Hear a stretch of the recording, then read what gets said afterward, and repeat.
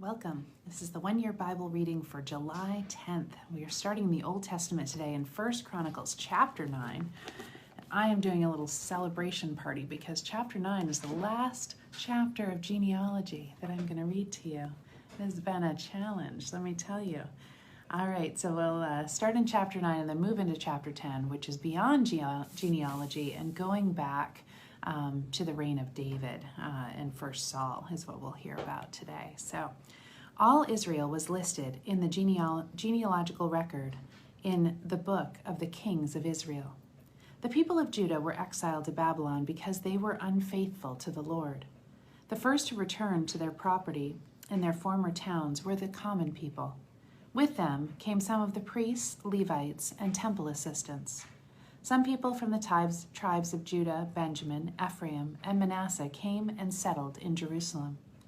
One family that returned was that of Uthai, son of Ammihud, son of Omri, son of Imri, son of Bani, a descendant of Perez, son of Judah. Others returned from the Shilonite clan, including Isaiah, the oldest, and his sons. From the Zethrite clan, Jewel returned with his relatives. In all, 690 families from the tribe of Judah returned.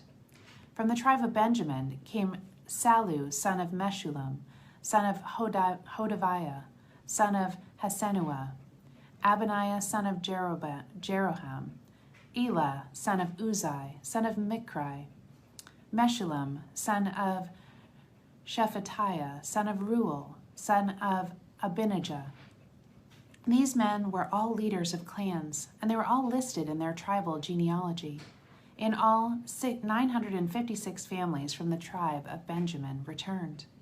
Among the priests who returned were Jedaiah, Jehorabib, Jachin, Azariah, son of Hilkiah, son of Meshullam, son of Zadok, son of Meraioth, son of Ahitub. Azariah was the chief officer in the house of God. Other returning priests were Adiah, son of Jeroham, son of Pashur, son of Malchijah, and Masai, son of Adiel, son of Jezerah, son of Meshullam, son of Meshillemith, son of Immer. In all, 1,760 priests returned. They were the heads of clans and very able men. They were responsible for ministering at the house of God. The Levites who returned were Shemaiah, son of Hashub, son of Azrikam, son of Hashbiah, a descendant of Merari, Bakbara, Heresh, Galal, Mattaniah, son of Micah, son of Zikri, son of Asaph, Obadiah, son of Shemaiah, son of Galal, son of Jeduthun, and Berechiah, son of Asa, son of Elkanah, who lived in the area of Netophah. The gatekeepers who returned were Shallum, Akub, Talmon, Ahiman, and their relatives. Shallum was the chief gatekeeper. Prior to this time, they were responsible for the king's gate on the east side. These men served as gatekeepers for the camps of the Levites. Shallum was the son of Kore, a descendant of Abiasaph from the clan of Korah. He and his relatives, the Korites, were responsible for guarding the entrance to the sanctuary, just as their ancestors had guarded the tabernacle in the camp of the Lord. Phinehas, son of Eleazar, had been in charge of the gatekeepers in earlier times, and the Lord had been with him. And later, Zechariah, son of Meshelmiah, had been responsible for guarding the entrance to the tabernacle. In all, there were 212 gatekeepers in those days, and they were listed by genealogies in their villages. David and Samuel the seer had appointed their ancestors because they were reliable men. These gatekeepers and their descendants by their divisions were responsible for guarding the entrance to the house of the Lord, the house that was formerly a tent. The gatekeepers were stationed on all four sides, east, west, north, and south. From time to time, their relatives in the villages came to share their duties for 7-day periods. The 4 chief gatekeepers, all Levites, were in an office of great trust, for they were responsible for the rooms and treasuries at the house of God. They would spend the night around the house of God, since it was their duty to guard it. It was also their duty to open the gates every morning. Some of the gatekeepers were assigned to care for the various utensils used in worship. They checked them in and out to avoid any loss. Others were responsible for the furnishings, the items in the sanctuary, and the supplies such as choice flour, wine, olive oil, incense, and spices. But it was the priests who prepared the spices and incense. Mattathiah, a Levite and the oldest son of Shallum, the Korhite, was entrusted with baking the bread used in the offerings. And some members of the clan of Kohath were set in charge of preparing the bread to be set on the table each Sabbath day.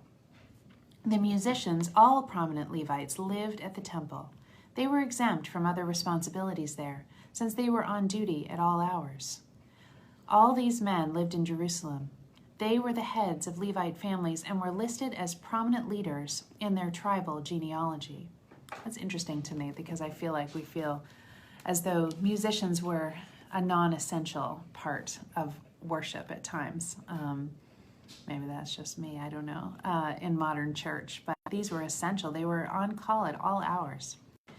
Jael, the father of Gibeon, lived in Gibeon. His wife's name was Micah. His oldest son was named Abdon. Jael's other sons were Zur, Kish, Baal, Ner, Nadab, Gedor, Ahio, Zechariah, and Mikloth. Mikloth was the father of Shemaim. All these families lived near each other in Jerusalem. Ner was the father of Kish. Kish was the father of Saul. Saul was the father of Jonathan, Malchishua, Abinadab, and Eshbaal.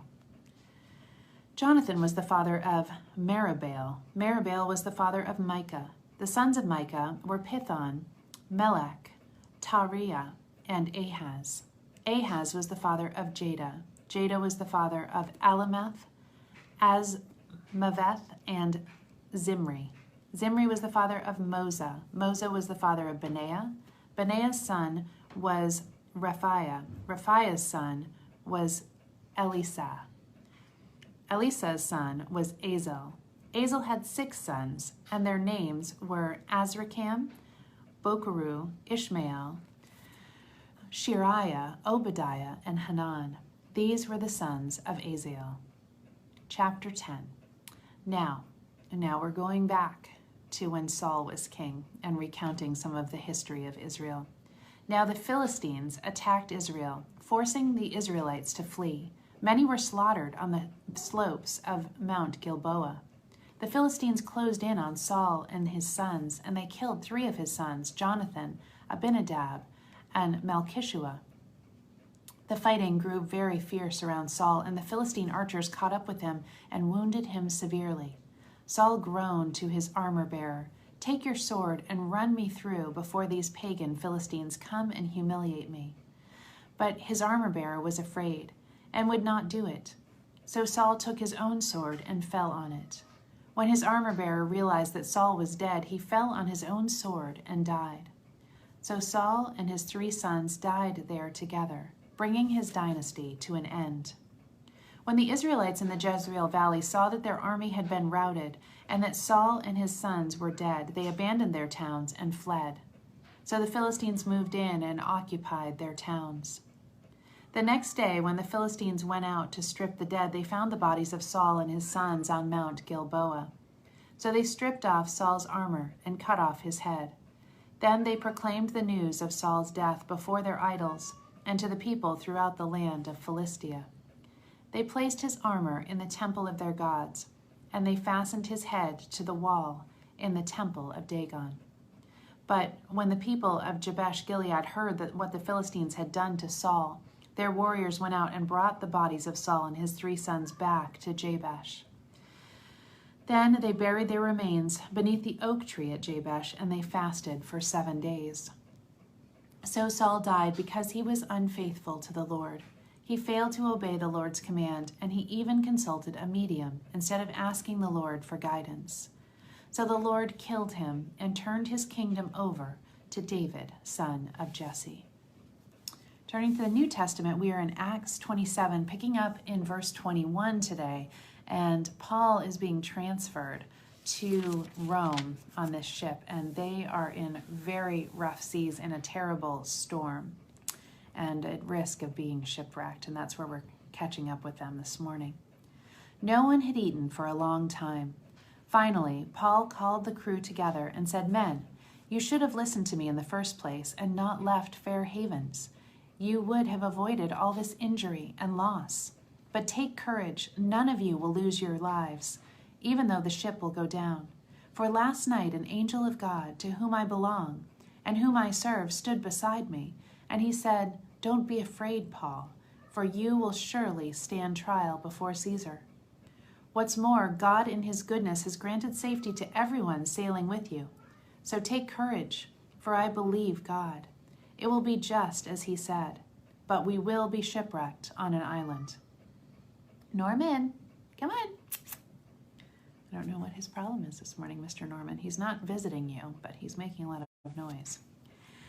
About midnight on the 14th night of the storm, as we were being driven across the Sea of Adria, the sailors sensed land was near.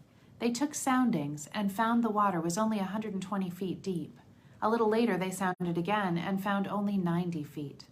At this rate, they were afraid we would soon be driven against the rocks along the shore. So they threw out 4 anchors from the stern and prayed for daylight. Then the sailors tried to abandon the ship. They lowered the lifeboat as though they were going to put out anchors from the prow.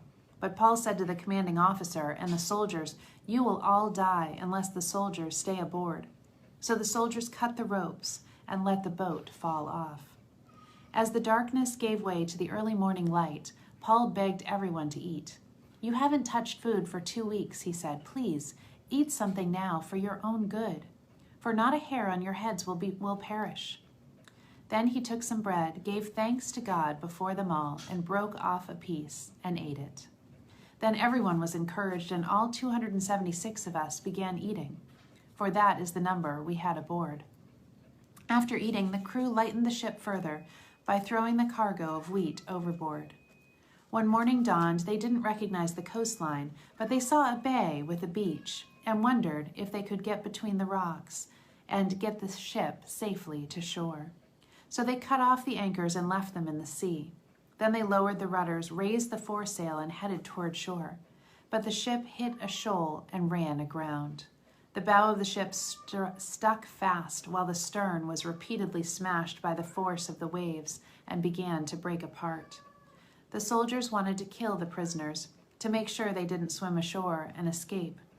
But the commanding officer wanted to spare Paul, so he didn't let them carry out their plan. Then he ordered all who could swim overboard to jump overboard first and make for land.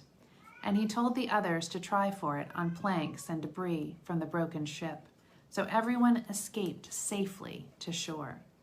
And we know from what he just said that was all 276 men.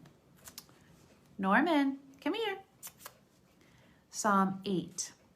O Lord, our Lord, the majesty of your name fills the earth. Your glory is higher than the heavens. You have taught children and nursing infants to give you praise. They silence your enemies who were seeking revenge.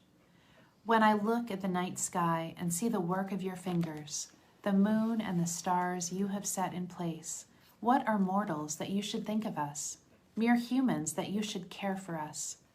For you made us only a little lower than God, and you crowned us with glory and honor. You put us in charge of everything you made, giving us authority over all things, the sheep and the cattle and all the wild animals, the birds in the sky and the fish in the sea, and everything that swims at the ocean currents. O Lord our God, the majesty of your name fills the earth. Proverbs 18:23 and 24. The poor plead for mercy, the rich answer with insults. There are friends, quote unquote, who destroy each other, but a real friend sticks closer than a brother. I want to end today with a devotional from Charles Spurgeon called Darkness and Light. And if you enjoy these writings by Charles Spurgeon, you can get them in your email. A friend told me about this.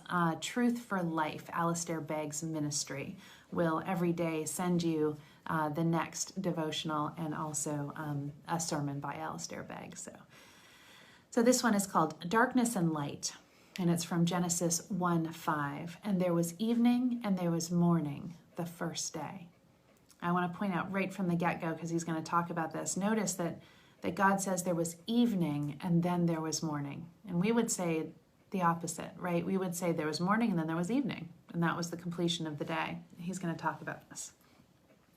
The evening was darkness and the morning was light, and yet the two together are called by the name that is given to light alone, day.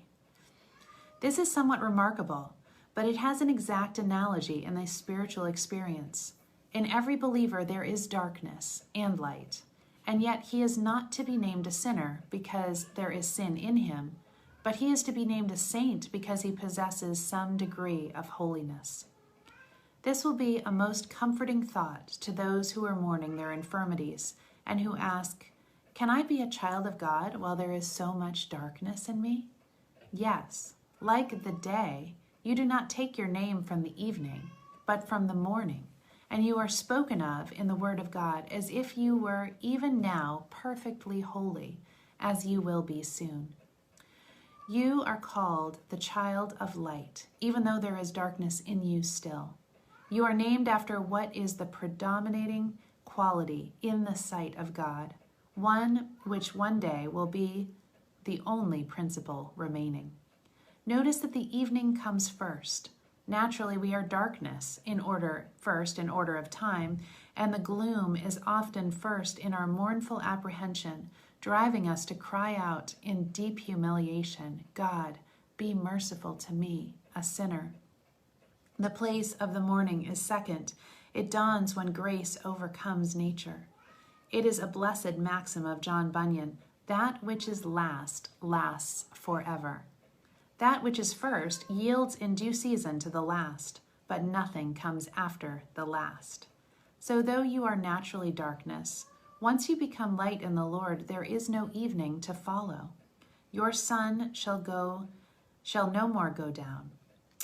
The first day in this life is an evening and a morning, but the second day, when we shall be with God forever, shall be a day with no evening, but one sacred, high, eternal noon. That is a great hope to carry with us this day. Hope you have a wonderful day. I love you all.